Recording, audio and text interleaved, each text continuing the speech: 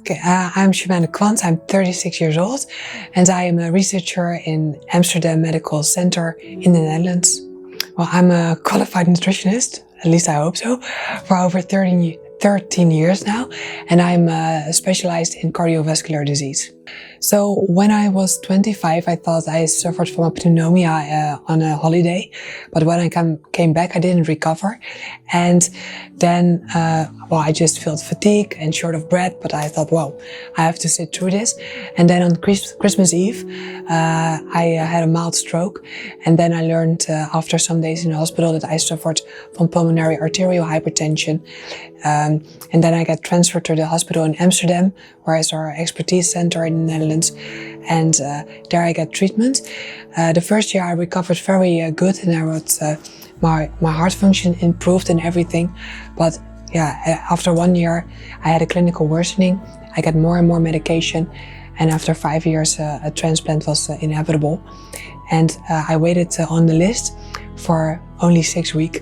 So I was very high urgent to get the transplant, and luckily it came in time. A double lung transplant in 2016, so it was in November, so it's 6 years ago. Well, I already was a nutritionist before I got diagnosed with pulmonary hypertension, and I was already specializing in cardiovascular disease, and I could never imagine that I had a severe cardiovascular disease myself.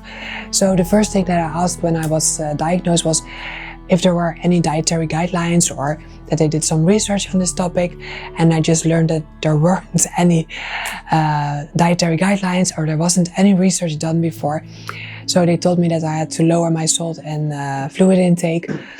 Well, I thought, I didn't think that would help me, but I tried everything to improve my quality of life. So I started eating more and more healthy, and it worked on me because I had a really bad clinical worsening, but I still could work, went on holidays and lived my life as I did before. Well, I'm very passionate about nutrition because I think it's the most fun thing to do, to eat and to cook every day and enjoy your meals.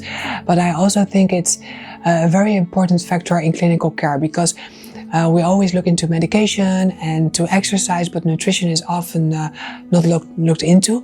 But it's something very important that patients can do themselves to feel better. So this is why I'm very passionate about this, and I also have my own practice for many years now, and I helped a lot of patients improve their quality of life.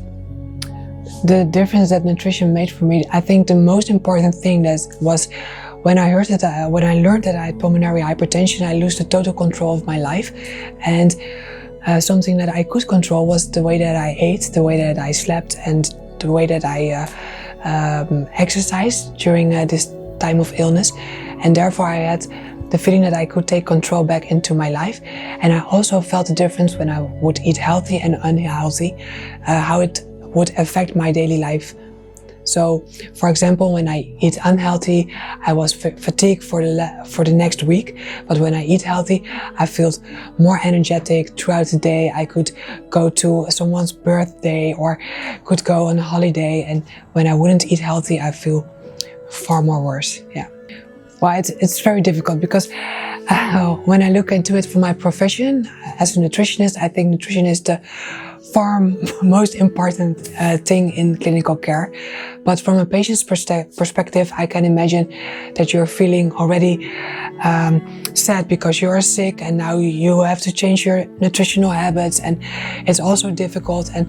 But I think the thing that I thought before, that you can get a little bit of control back into your illness, and also when you feel the difference, you'll be so proud of yourself, and the smallest change can already improve your quality of life with nutrition.